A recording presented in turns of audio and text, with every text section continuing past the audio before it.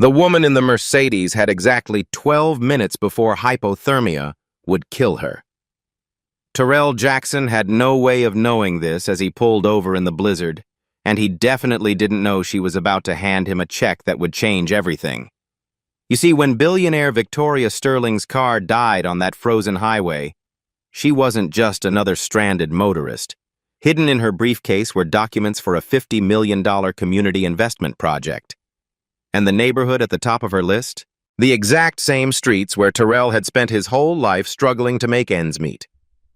But here's what makes this story incredible. Terrell almost didn't stop.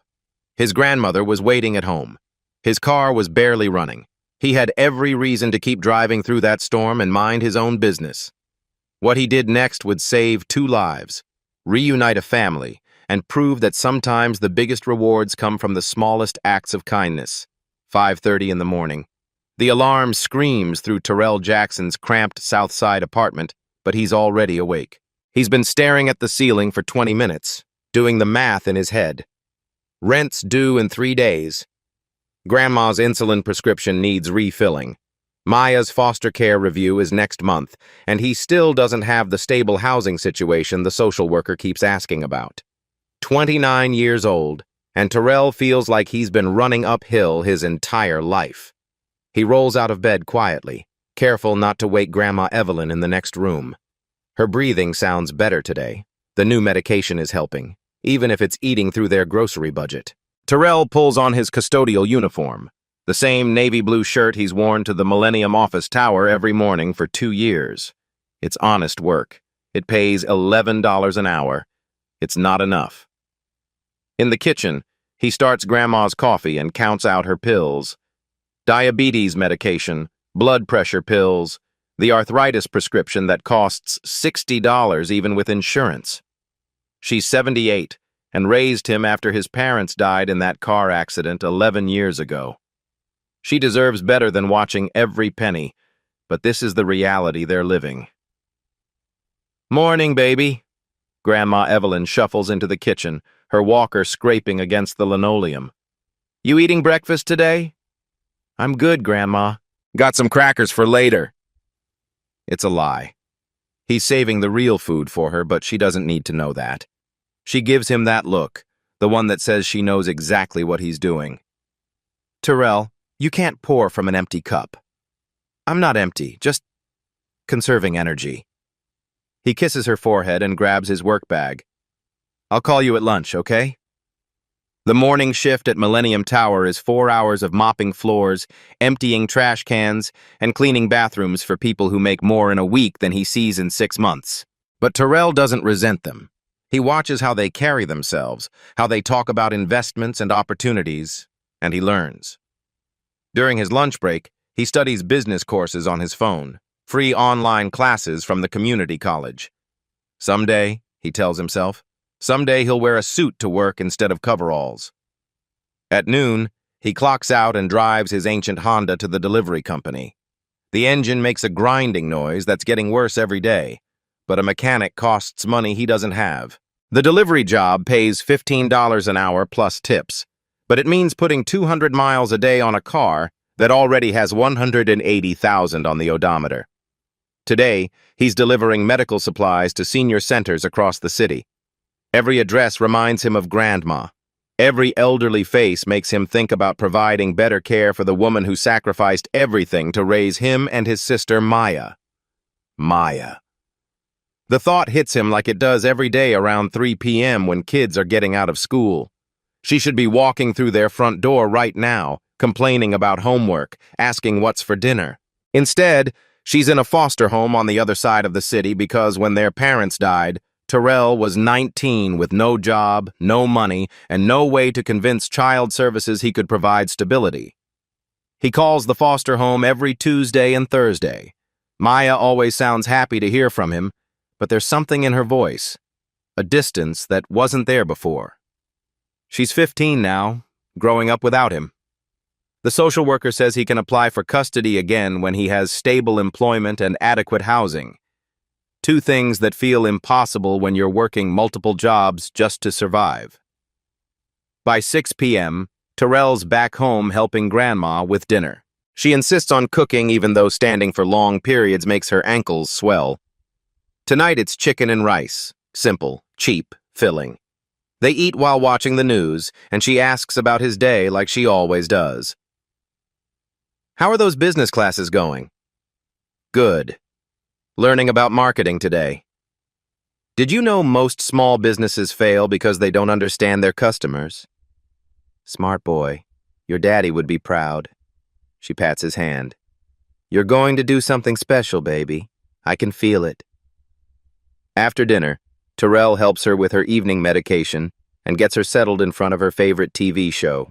Then he heads to his weekend job, fixing cars in Tommy's garage. It's under-the-table work, $20 an hour, but it's only Friday and Saturday nights. Tommy's teaching him about business, too, in his own way. CT, Tommy says as they work on a transmission together. It's not about being the cheapest. It's about being the most reliable. People will pay extra for someone they trust.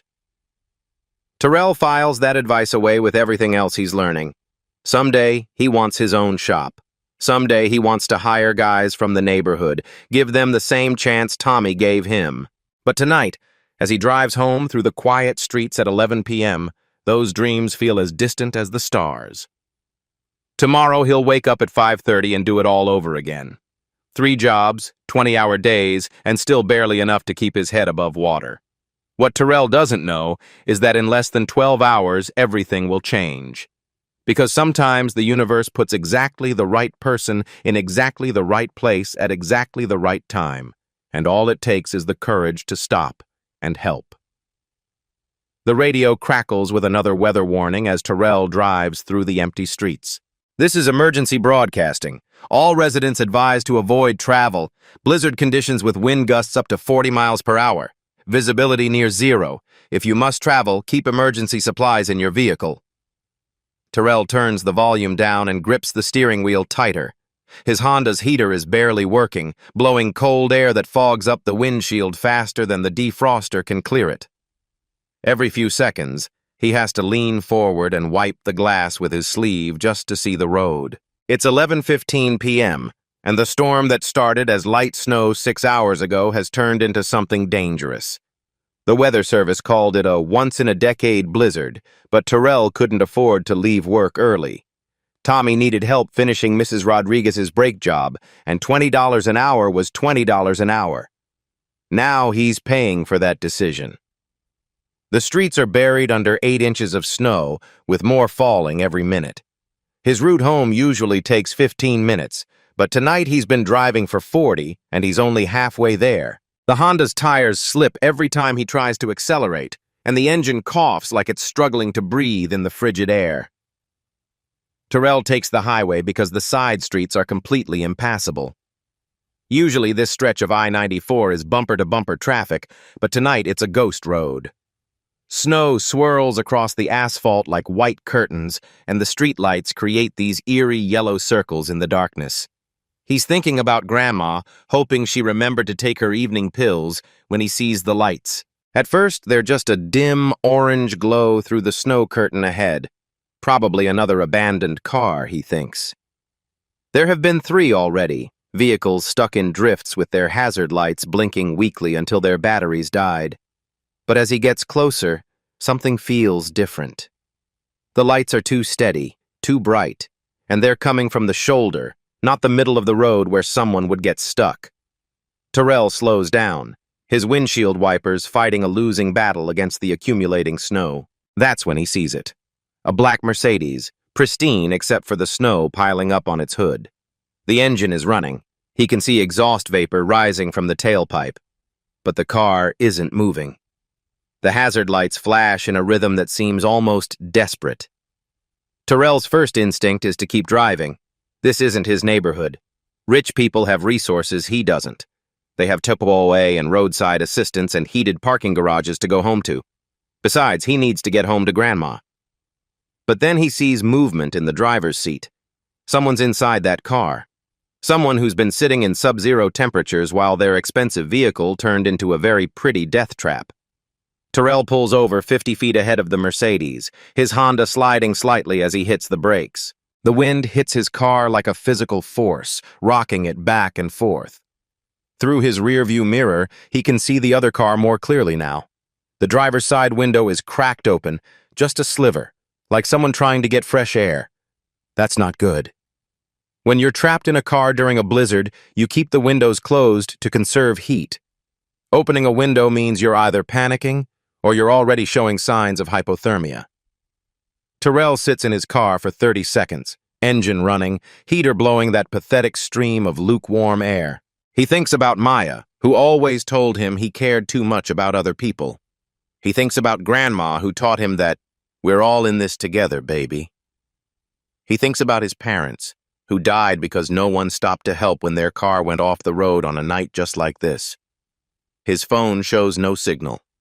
Even if he called 911, emergency services aren't running in these conditions. The news said all non-essential vehicles were off the roads until morning. Morning might be too late for whoever's in that Mercedes. Terrell turns off his engine and zips up his work jacket. The wind hits him like a slap when he opens the door, and snow immediately starts accumulating on his shoulders. Each step toward the Mercedes is a battle against the wind, his work boots slipping on the invisible ice beneath the snow. As he gets closer, he can see the figure inside more clearly. An elderly woman wearing what looks like an expensive coat. Her head is tilted back against the headrest, and her eyes are closed. Terrell taps on the passenger window with his knuckle, gentle but firm. The woman's eyes snap open, and for a moment she looks terrified. Then she sees his face, concerned, not threatening, and her expression changes to something like relief. She rolls down the window just enough to speak, and when she does, her voice is shaky but controlled. "Oh, thank goodness. I thought—" She pauses, gathering herself. "My car just died completely. I've been here for almost an hour." What Terrell doesn't know is that this woman has exactly 11 minutes before hypothermia becomes irreversible. What he also doesn't know is that saving her life is about to save his own in ways he never could have imagined. "Ma'am, you can't stay out here." Terrell has to shout over the wind. "This storm's getting worse, and your car's not going to protect you much longer." The woman looks up at him through the crack in her window. Even in the dim light from her dashboard, he can see she's shivering. Her lips have a slight blue tint that makes his stomach clench with worry. "I've been trying to call for help, but—" She holds up her phone, showing no signal bars. "I don't know what happened to my car. It just stopped running completely." "When did it die?" "Maybe an hour ago. I've been running the heater on battery power, but it stopped working about 10 minutes ago." Terrell's heart sinks. An hour in this cold, even inside a car, is dangerous. 10 minutes without heat in sub-zero temperatures could already be causing hypothermia.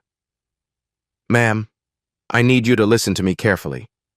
My car's not much to look at, but it's warm and it's running. I can give you a ride somewhere safe." She hesitates, and he understands why. He's a stranger in work clothes approaching her expensive car in the middle of a blizzard. But then she looks into his eyes, and something in his expression must convince her. "Are you sure? I don't want to put you at risk." "We're both at risk if we stay out here much longer. Come on." The woman nods and starts gathering her things. Terrell notices she's wearing heels, completely wrong for this weather, and her coat, while expensive-looking, isn't designed for survival conditions like this. "Do you have a bag or anything you need?" "Just my purse and this briefcase." She holds up a leather case that looks like it costs more than Terrell makes in a month. "I can't leave this behind." "No problem. I'll help you carry it." Opening her door against the wind takes both of them pulling from opposite sides. The moment she steps out of the Mercedes, the storm hits her like a wall. She stumbles, and Terrell catches her arm, steadying her. "Easy. I've got you." The walk to his Honda is only 50 feet, but it feels like a mile. The woman's heels keep sliding on the hidden ice, and Terrell finds himself practically carrying her weight. Snow stings their faces like needles, and the wind cuts through their clothes like it's nothing. "Almost there!" he shouts, guiding her toward the passenger door of his beat-up Honda. When he opens the door, Warm air spills out. Not much, but enough to make them both grateful. He helps her into the passenger seat, then goes around to put her briefcase in the back. "I'm sorry about the car," he says as he gets behind the wheel. "The heater's not great, but it's warmer than outside." "Don't apologize. This is perfect." She's already stopped shivering as violently. "I'm Victoria, by the way. Victoria Sterling." "Terrell Jackson. Nice to meet you, Mrs. Sterling, though I wish it was under better circumstances." "Please, just Victoria. And thank you. I honestly thought—" She trails off, but they both know what she was thinking. Terrell adjusts the vents to blow directly toward her and cranks the heat as high as it will go. "Where can I take you? Do you live nearby?" "Downtown, but honestly, anywhere warm would be fine. I don't want you driving in this if it's not safe." "There's a 24-hour diner about 3 miles from here. Good heat, good coffee. We can wait there until the storm passes or until a tow truck can help with your car." As they drive, Terrell keeps the speed under 20 miles per hour. The Honda handles better than the Mercedes would have in this snow. It's lighter and the tires have more tread, but visibility is still almost zero. "So what were you doing out in this storm?" he asks, making conversation to keep them both calm. "I was coming back from a business dinner, got turned around somewhere and ended up on the highway when the worst of it hit." She pauses. "What about you? Most people are smart enough to be home right now." "I work weekends at an auto shop. Couldn't leave until we finished a job." He doesn't mention that he couldn't afford to leave early, but something in his tone suggests it. "3 jobs?" Victoria asks gently. Terrell glances at her, surprised. "How did you—" "You mentioned custodial work earlier, delivery driving, and now the auto shop. That's a lot of work for one person." "Yeah, well, family needs what family needs." He doesn't elaborate, but Victoria nods like she understands. They drive in comfortable silence for a few minutes, the Honda's engine working hard against the wind. The diner's neon sign appears through the snow like a beacon. Red letters spelling Rosie's with half the bulbs burned out, but it's the most beautiful sight either of them has seen all night. Terrell parks as close to the entrance as possible and turns off the engine. "Ready to make another run for it? With you leading the way?" "Absolutely." The diner is almost empty, just a tired-looking waitress and a trucker nursing coffee at the counter. But it's warm and bright, and when they shake the snow off their clothes, Victoria actually smiles for the first time since he found her. "Table for 2? The waitress looks curious about the unlikely pair, Terrell in his work clothes and Victoria in her expensive coat, but she's friendly enough. "Please, and could we get some coffee right away? She's been stuck in the cold for a while." "Of course, honey. Y'all sit anywhere you like." They choose a booth near the window where they can watch the storm. Victoria wraps her hands around her coffee mug like it's a lifeline, and gradually, the color returns to her cheeks.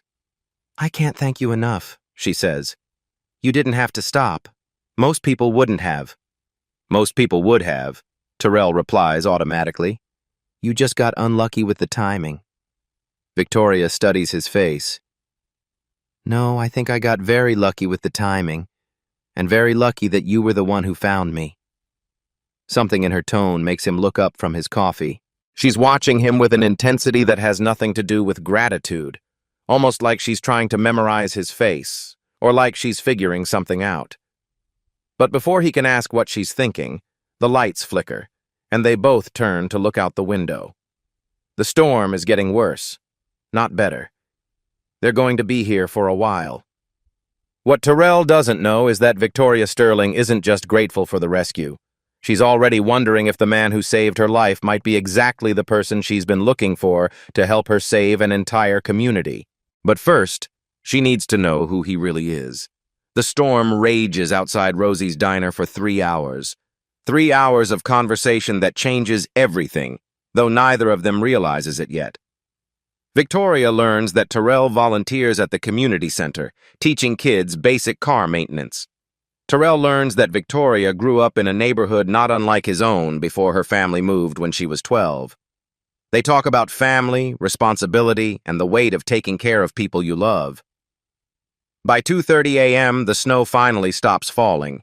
The wind dies down to occasional gusts, and the emergency radio announces that main roads are being cleared for essential vehicles. "I should get you home," Terrell says, though part of him doesn't want this conversation to end. Victoria is different from what he expected. No condescension, no pity, just genuine interest in his life and thoughtful questions about his goals. "Are you sure it's safe to drive?" "The highway will be plowed by now, and honestly, I need to get back to my grandmother. She worries when I'm out too late." Victoria nods, understanding immediately. "Of course. Let me just..." She reaches into her designer purse and pulls out an expensive leather wallet. "Please, let me pay you for gas, for your time, for the risk you took helping me." She pulls out several $100 bills, more money than Terrell makes in a week, and holds them across the table. Terrell looks at the money for exactly 2 seconds, then gently pushes her hand back. "I can't take that. Please. You saved my life. You used your gas, your time. Ma'am." "Victoria, I helped because it was the right thing to do, not because I wanted payment." His voice is quiet but firm. "Anyone would have done the same thing." "No, they wouldn't have. And even if they would have, that doesn't mean you shouldn't be compensated." Terrell shakes his head. "My grandmother raised me to help people because they need help, not because there's something in it for me. If I take your money, then I didn't really help you. I just did a job." Victoria stares at him for a long moment. In her world, everything has a price. Everyone wants something, but this young man is refusing hundreds of dollars after risking his safety for a stranger. "Then at least let me give you my business card, in case you ever need anything." She reaches into her purse again and pulls out a small silver card holder. The cards inside are thick, expensive cardstock with raised lettering. She writes something on the back of one before handing it to him. "Victoria Sterling, Sterling Foundation," Terrell reads aloud, then glances at what she wrote on the back, her personal cell phone number. "What kind of foundation?" "Community development. We work with neighborhoods that need investment." She pauses, choosing her words carefully. "I meant what I said about your business ideas, Terrell. You have good instincts." Terrell slips the card into his wallet without really processing what Sterling Foundation might mean. He's focused on getting Victoria home safely and getting back to Grandma. "Ready to brave the cold one more time?" The drive to Victoria's downtown address takes 40 minutes on the slowly clearing roads. Terrell's Honda handles the conditions well, but he drives carefully, both hands on the wheel, checking every few seconds to make sure Victoria is warm enough. When they pull up to her building, Terrell's eyes widen slightly. It's one of those luxury high-rises with a doorman and valet parking, the kind of place he's only seen in movies. "This is you?" "This is me." Victoria gathers her briefcase and purse. "Terrell, I want you to promise me something." "What's that?" "Promise me you'll call that number I gave you, not for money, not for charity, but because I think we might be able to help each other." Before he can ask what she means, she's out of the car. The doorman appears instantly, greeting her by name, holding an umbrella over her head as she walks to the entrance. She turns back once, waves through the glass doors and mouths, "Call me." Terrell sits in his idling Honda for a moment, watching her disappear into the marble lobby. Something about this whole night feels significant, but he can't put his finger on what. He drives home through the quiet, snow-covered streets, thinking about Victoria's intensity when she said they might be able to help each other. But mostly, he's thinking about getting home to Grandma and catching a few hours of sleep before his morning shift. What he doesn't know is that Victoria Sterling is already upstairs in her penthouse, making phone calls despite the late hour, putting a plan in motion that will change his life forever. Terrell gets home at 3:45 a.m. to find Grandma Evelyn waiting up in her recliner, a blanket pulled up to her chin and the local news playing softly on TV. "There's my boy," she says, relief evident in her voice. "I was worried sick about you driving in that storm." "I'm fine, Grandma. Sorry I'm so late." He kisses her forehead and helps her to her bedroom. Had to help someone whose car broke down. In this weather? Lord have mercy. You and that big heart of yours. She pats his cheek. Tell me about it in the morning, baby. You look exhausted. After getting Grandma settled, Terrell sits at their small kitchen table and pulls out Victoria's business card. Under the fluorescent light, he can see details he missed in the diner. The paper is thick, expensive. The logo is embossed gold. Sterling Foundation is printed in elegant script below her name. He flips the card over and looks at the phone number she wrote by hand. Her handwriting is precise, confident, the handwriting of someone used to making important decisions. Terrell pulls out his phone and searches Sterling Foundation Chicago. What he finds makes him sit up straighter. Headlines scroll past. Sterling Foundation announces $20 million Southside investment. Community development project transforms Detroit neighborhood. Billionaire philanthropist Victoria Sterling focuses on urban renewal. Billionaire. Terrell stares at his phone screen. The woman he pulled out of that Mercedes, the woman who sat across from him in Rosie's diner talking about family and community like they were old friends, is worth over $2 billion. He scrolls through more articles. Photos of Victoria at charity galas, shaking hands with mayors, cutting ribbons at community centers. But the woman in these pictures looks different somehow, more formal, more distant. Not like the person who thanked him 3 times for buying her a cup of coffee. One headline catches his attention. Sterling Foundation seeks community partners for next major investment. The article is dated just 2 weeks ago. Terrell's phone buzzes with a text from an unknown number. Made it home safely. Thank you again for everything. Victoria. She must have gotten his number from when he called her phone to make sure it was working while they waited at the diner. But something about getting a text from a billionaire at 4 a.m. feels surreal. He types back. Glad you're safe. Drive careful when you get your car back. Her response comes immediately. Will do. Don't forget what I said about calling that number. Terrell looks at the business card again, then at the search results on his phone. Victoria Sterling doesn't just run a foundation. She's one of the most powerful people in Chicago. And for some reason, she wants him to call her. But why? What could someone like him possibly offer someone like her? Uptown, in her penthouse office, Victoria Sterling sits surrounded by community development files and demographic reports.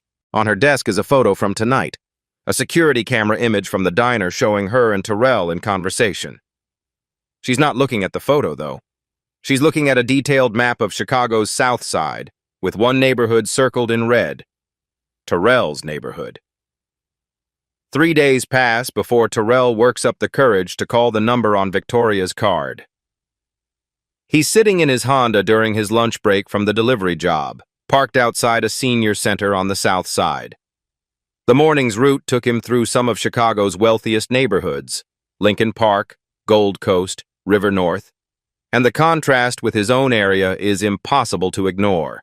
Every pothole he dodged, every boarded-up storefront he passed, every group of teenagers hanging around because there's nowhere else to go. It all feels more pronounced after meeting Victoria. She lives in a world of marble lobbies and doormen, while he lives in a world of broken streetlights and sirens. But her text message from this morning changed something. Terrell, I'm in your neighborhood today. Coffee? Your neighborhood. Not the South Side or that area. Your neighborhood. Like she knows exactly where he lives. His phone rings before he can call her. Victoria's number. Terrell? I hope I'm not bothering you at work. No, I'm on lunch break. You said you were in the neighborhood? I'm at the Sterling Community Center on 47th Street. Do you know it? Terrell's grip tightens on the phone. The Sterling Community Center. He drives past it every day. It's 3 blocks from his apartment. The same community center where he volunteers on weekends, teaching kids basic auto repair. Yeah, I know it. Wait. That's your foundation center? One of them. Could you meet me here? There's something I need to show you. 20 minutes later, Terrell walks into the community center he's been volunteering at for 2 years, seeing it with completely different eyes. The Sterling Foundation logo is everywhere, on the basketball court, the computer lab, the job training classrooms. How had he never noticed? Victoria is waiting in the main lobby, but she's not alone. She's talking to Marcus Williams, the center director, and 2 other people in business suits. When she sees Terrell, her face lights up. "Terrell, thank you for coming." She turns to the group. "Everyone, this is the young man I was telling you about." Marcus looks confused. "You 2 know each other?" "We met a few nights ago," Victoria says carefully. "Terrell, could we talk privately for a few minutes?" She leads him to a small conference room and closes the door. On the table are dozens of documents, maps, architectural drawings, and financial projections. Terrell recognizes some of the street names immediately. They're all from his neighborhood. "Victoria, what is all this?" She takes a deep breath. "Terrell, I wasn't entirely honest with you the other night about why I was out in that storm." "What do you mean?" "I was coming back from a city planning meeting. A meeting about this." She gestures to the documents on the table. The Sterling Foundation is planning a $50 million investment in community development, job training, small business loans, affordable housing renovation, family support services. Terrell's eyes scan the papers. Maps of his neighborhood, lists of local businesses, demographics reports, financial projections. "Okay, but what does this have to do with me?" Victoria sits down across from him. "For the past 6 months, we've been looking for the right community liaison. Someone who understands the neighborhood, who people trust, who can bridge the gap between foundation resources and community needs." And 3 nights ago, you proved you're exactly who we've been looking for." Terrell stares at her. "You're telling me that helping you in the blizzard was some kind of job interview?" "No!" Victoria's response is immediate and forceful. "Terrell, I had no idea who you were that night. But when I got home and started thinking about our conversation, about your character, your insight into community needs, your natural leadership," she pauses. "I had my assistant do some research." She slides a folder across the table. Inside are printouts, his employment records, his volunteer work at the community center, testimonials from neighbors, even records of his custody case with Maya. "You researched me. I had to know if what I saw that night was real. And it is, Terrell. You're everything this project needs." Terrell's mind races. "The community center where I volunteer, we built it 2 years ago. You've been volunteering at one of our facilities without knowing it. The kids I teach auto repair to are part of our youth development program. The neighborhood improvement meetings I attend, we've been funding those initiatives." Terrell sits back in his chair, overwhelmed. "So you've been watching me. For how long?" "No, not watching. Your name came up in community feedback surveys. People kept mentioning that young man Terrell who helps everyone. But I never connected it to you until after the blizzard." Victoria leans forward. "Terrell, I'm offering you a position as Community Development Director. $85,000 a year plus benefits. Your job would be to help us make sure this $50 million investment actually serves the people who live here." "Why me?" "Because you stopped to help a stranger in a blizzard without expecting anything in return. Because you refused payment for doing the right thing. Because when I asked people in your neighborhood about you, they all said the same thing. Terrell's one of the good ones. He cares about this place." Terrell looks at the architectural drawings spread across the table. New job training facilities, a small business incubator, renovated housing, all in his neighborhood, all designed to create opportunities for people like him. "There's something else," Victoria says quietly. "The foundation has a family support division. We help with custody cases, housing stability, medical expenses for dependents." "Maya, we could help you bring your sister home, Terrell. Legally, properly, with all the support services the court requires." For the first time in 11 years, Terrell Jackson sees a path forward that doesn't involve working 3 jobs just to survive. But more than that, he sees a chance to lift up everyone around him. What would I have to do? Victoria smiles.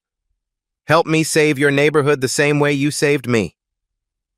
Terrell stares at the documents spread across the conference table, his mind struggling to process what Victoria is offering.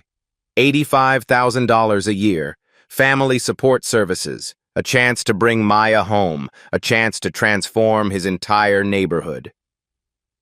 I need you to understand what you're asking me, he says slowly. You want me to be the face of a $50 million project. I clean office buildings, Victoria. I deliver medical supplies. I fix cars on weekends. And you volunteer at this community center every Saturday morning, teaching teenagers skills that could change their lives. You attend neighborhood improvement meetings even though you work 3 jobs. You know every business owner on 3 different blocks. Victoria's voice is steady, confident. Terrell, you've been preparing for this job your entire life without knowing it. She slides another folder across the table.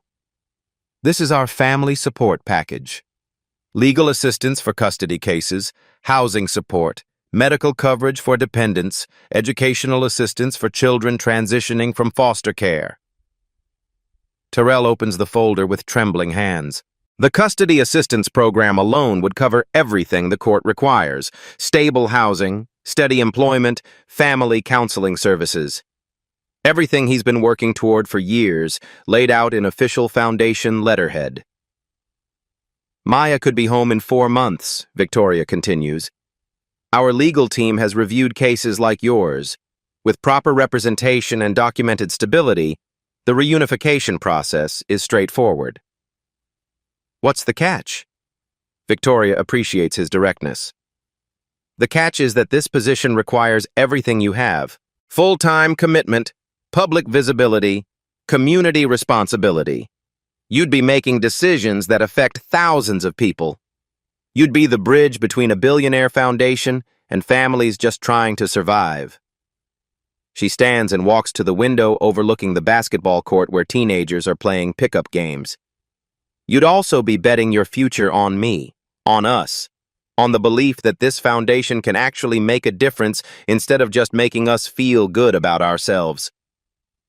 Why should I trust you? Because you shouldn't. Victoria turns back to face him. You should visit our other sites. Talk to the community directors in Detroit, Milwaukee, Cleveland. Ask them what it's really like to work with us. Ask them about the failures, the bureaucracy, the politics. Ask them if they'd do it again. She pulls out her phone and shows him a video. On screen, a young black woman is speaking at what looks like a city council meeting. That's Keisha Johnson in Detroit, community director for 3 years. She'll tell you that we're not perfect, that we make mistakes, that sometimes foundation priorities conflict with community needs. She'll also tell you that her neighborhood unemployment rate dropped from 38% to 12%. Terrell watches the video, noting how confidently the woman speaks, how she commands respect in the room. What would my actual day-to-day look like? Victoria sits back down, her demeanor shifting to pure business. Month 1, community listening tours. You'd spend 40 hours a week talking to residents, business owners, and community leaders, understanding what people actually need versus what we think they need. She flips to a detailed timeline. Month 2, program design.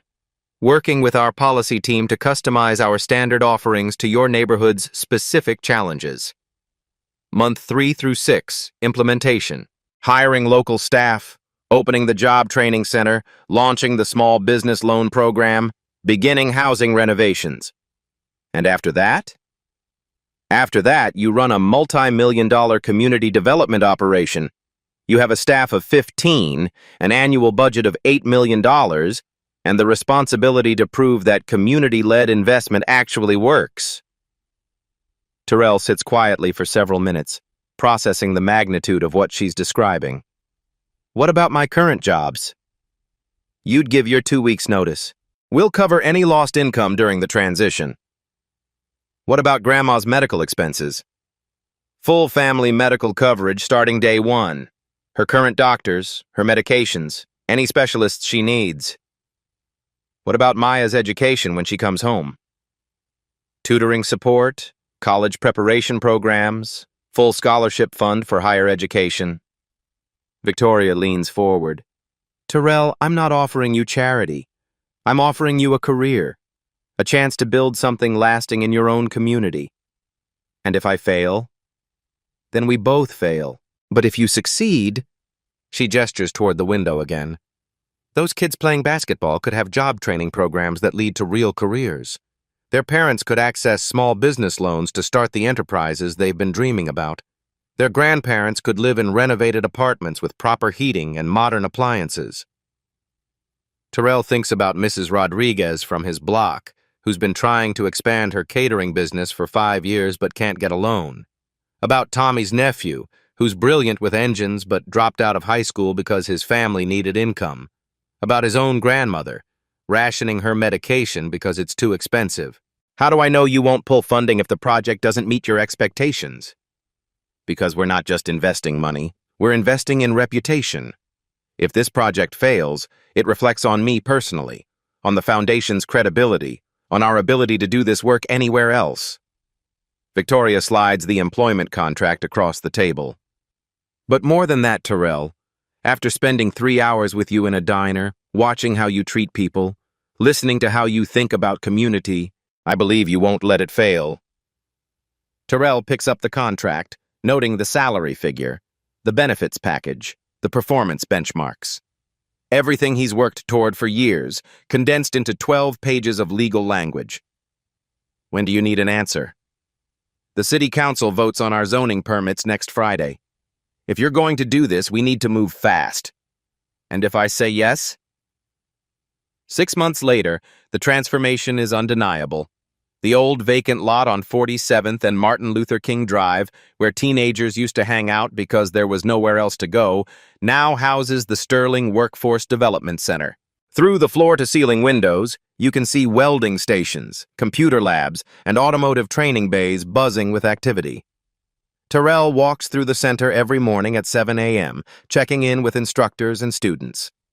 Today he stops at the automotive bay where Marcus Thompson, the same kid who used to skip school, is installing a transmission under Tommy's supervision. Tommy now works full-time as the center's automotive instructor, making twice what he earned at his old garage. How's he doing? Terrell asks. Kid's got natural talent, Tommy grins. Give him 6 more weeks, he'll be ready for that apprenticeship at the Ford plant. The numbers tell the story better than words. In 6 months, the Workforce Center has graduated 127 people from various programs. 118 of them found employment within 30 days, earning an average of $18.50 per hour. For a neighborhood where the median household income was $31,000, these aren't just jobs, they're pathways to middle-class stability. Down the street, the small business incubator occupies a renovated storefront that used to house a check-cashing place. Mrs. Rodriguez's catering company now operates out of a commercial kitchen here, employing 6 people and catering events across the South Side. The Sterling Foundation's microloan program gave her the $15,000 she needed to buy professional equipment and hire help. Terrell helped me understand the business plan requirements, she tells a local news reporter doing a story on the neighborhood's transformation. But more than that, he believed in my dream when the banks wouldn't even listen. The housing renovation program has touched 78 apartment units so far, prioritizing longtime residents like Grandma Evelyn's friend, Mrs. Washington, who's lived on the same block for 40 years. Her new apartment has central air conditioning, updated plumbing, and a bathroom designed for seniors with mobility issues. The rent remains the same, affordable housing that's actually affordable. But it's the family success stories that make Terrell's eyes well up with pride. Maya has been home for 4 months now, living in their new 3-bedroom apartment just 6 blocks from their old place. She's thriving at the neighborhood high school, where the Sterling Foundation's after-school program provides tutoring and college prep. Last week, she told Terrell she wants to study urban planning in college. I want to help design communities like you're doing, she said over dinner, but maybe focus on parks and recreational spaces. Grandma Evelyn's health has improved dramatically since gaining access to better medical care through Terrell's employee benefits. Her diabetes is well controlled, her arthritis pain is manageable, and she's started volunteering at the community center's senior programs. My grandson is helping save this neighborhood, she tells anyone who will listen. But really, this neighborhood saved him right back. The ripple effects extend beyond individual success stories. Local crime rates have dropped 22% as more young people engage in workforce programs instead of street activities. 3 new businesses have opened independently: a barber shop, a daycare center, and a small grocery store, drawn by the increased foot traffic and economic activity. The Sterling Foundation's model has attracted national attention. Delegations from foundations in Atlanta, Philadelphia, and Oakland have visited to study their community-led approach. Terrell has spoken at conferences in Washington, D.C. and New York, sharing insights about authentic community investment. The secret isn't the money, he tells audiences. It's listening to people who actually live in these neighborhoods and trusting them to know what they need. Victoria watches these presentations with pride that goes beyond professional satisfaction. She's found something she didn't expect when she started this project: a genuine friendship with someone whose perspective challenges and enriches her understanding of community development. "You've taught me more about effective philanthropy than my MBA did," she tells Terrell after his latest speaking engagement. The Sterling Southside Project has become the Foundation's flagship initiative. City council members who initially questioned the investment now point to it as a model for public-private partnerships. Property values have increased modestly, enough to build equity for homeowners, but not enough to displace long-time residents.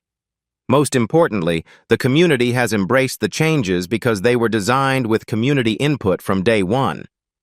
Terrell's weekly listening sessions ensure that programs adapt to actual needs rather than foundation assumptions. As he walks home each evening, passing familiar faces who now have new opportunities, Terrell reflects on how much has changed since that blizzard night. He stopped to help one person and ended up helping hundreds. But the most powerful change is still to come, in a moment that will prove kindness creates endless cycles of opportunity. 1 year later, Chicago gets hit by another blizzard. Terrell is driving home from a city council meeting where the Sterling Foundation just received approval for their second Southside development project. Maya is in the passenger seat. She's 17 now, volunteering as his assistant on community outreach programs during winter break from her senior year. "Dad would be proud," Maya says, using the name she's started calling him since moving back home. "You've become exactly who he always said you'd be."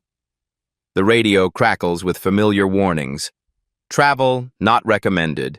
Emergency shelters open. Stay off the roads unless absolutely necessary. But this time, Terrell is driving a reliable car with good heat and new tires. The foundation provides a vehicle allowance for community directors. That's when Maya spots the hazard lights through the snow. "Terrell, look."